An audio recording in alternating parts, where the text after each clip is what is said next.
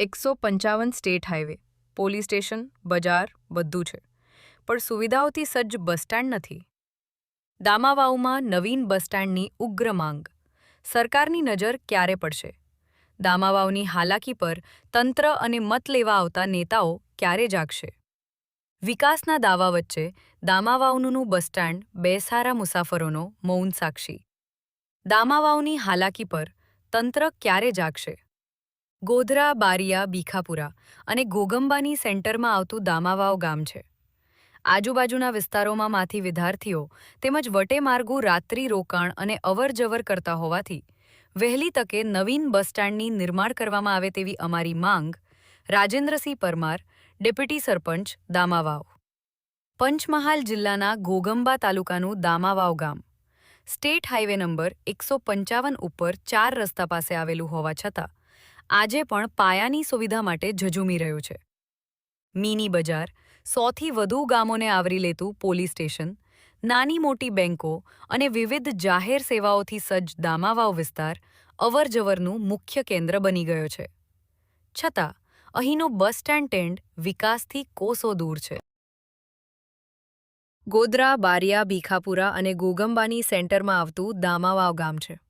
ત્યાંથી અંદાજિત 80થી 70 ગામોના લોકો બસના માધ્યમથી અવરજવર કરતા હોય છે.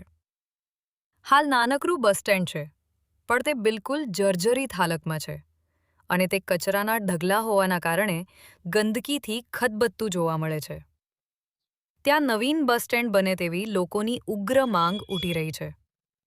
દામાવાવથી તાલુકા મથક ઘોગંબા તેમજ જિલ્લા મથક ગોધરા પહોંચવા માટે વિદ્યાર્થીઓ, ખેડૂતો, મજૂરો, મહિલાઓ સહિત હજારો લોકો રોજ બસ સેવાને આધાર રાખે છે.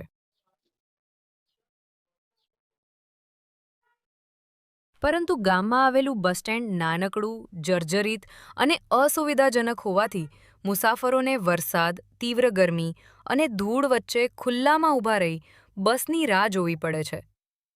જાણે વિકાસના દાવાઓ અહીં આવીને થંભી ગયા હોય. સ્થાનિક લોકોનો સવાલ સીધો છે.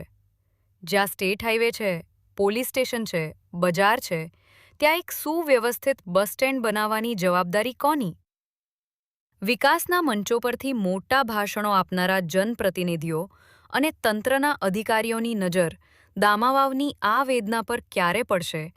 આ વિસ્તારના લોકો તેમના મત વિસ્તારના ધારાસભ્ય અને સાંસદ સામે ખુલ્લી માંગ કરી રહ્યા છે કે દામાવાવ ગામે તાત્કાલિક આધુનિક સુવિધાઓથી સજ્જ નવું બસ સ્ટેન્ડ નિર્માણ કરવામાં આવે.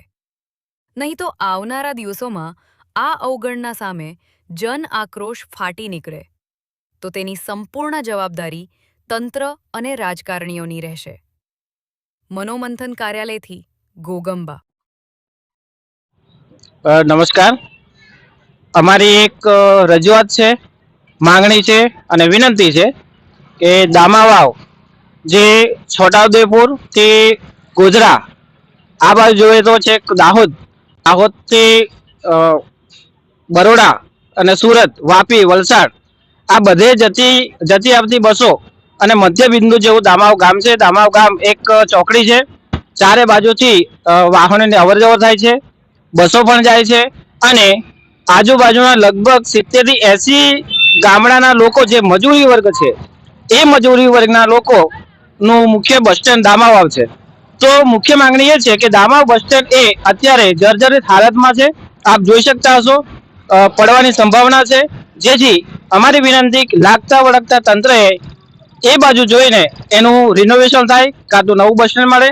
અને બીજી માંગ એ છે કે દામાવ બસ સ્ટેન્ડની અંદર ગોધરા ડેપો કાં તો દેવગઢ બારિયા ડેપો આ બંને ડેપોથી જે બસો એમને ફાળવણી કરવામાં આવે છે એનું એક સરસ મજાનું સમયપત્રક પણ મળે, જેથી કરીને વટેમાર્ગુ મુસાફરોને જે બસ કયા ટાઈમે કેટલા વાગે આવવાની છે જેની ખબર પડે અને એ સમયનો લાભ લઈ અને એ બસમાં બેસીને જઈ શકે. બીજા નંબરમાં બસ સ્ટેન્ડની આજુબાજુમાં થોડીક બેઠક વ્યવસ્થા પણ થાય, જેથી કરીને ઘણા બધા મુસાફરો રાત્રે રોકાણ પણ કરે છે, બેસતા હોય છે, જેમને બેસવાની સુવિધા પણ મળી શકે, જેથી કરીને આવનાર સમયમાં લોકો સૌથી વધારે આ બસનો ઉપયોગ કરી શકે. અસ્તુ. રાજેન્દ્ર પરમાર, દામાવાવ, ડેપ્યુટી સરપંચ. શું માંગ છે? અમારી એ માંગ છે કે દામા બસ સ્ટેન્ડ જર્જરિત હાલતમાં છે અને એને વ્યવસ્થિત રીતે સમારકામ કરવામાં આવે અને દામા બસ સ્ટેન્ડ છે ત્યાંથી સુરત, વડોદરા, અમદાવાદ, દાહોદ અને આજુબાજુના શહેરોમાં બસોનું સંચાલન થાય છે અને મુસાફરો પણ મોટી સંખ્યામાં અહીંયાથી કામે જાય છે. તો અમારી એ માંગ છે કે બસ સ્ટેન્ડને વ્યવસ્થિત કરવામાં આવે જેથી રાત્રિ મુસાફરી હોય તો રાત્રિ રોકાણ પણ કરી શકે. આપનું નામ?